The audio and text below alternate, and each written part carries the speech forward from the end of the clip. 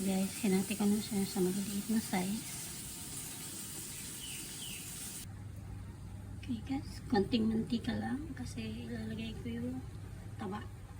So, ito na yung taba ng baboy. Pagmantikain lang natin.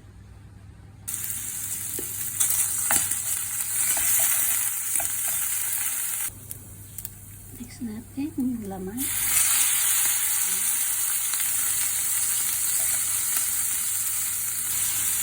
Paminta. Lagyan natin ng pepper. Next natin yung onion.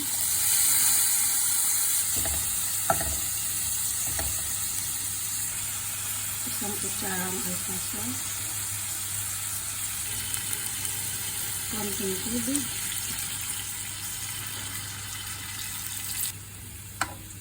Pakuluan natin hanggang lumambot ang ating karne.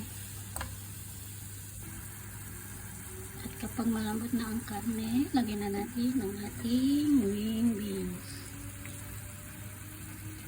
O ang tawag namin dito, palalang sa Ilocano, sa Tagalog, sigarilyas yata. Yan guys, pakuluan lang natin ng 10 minutes, luto na siya.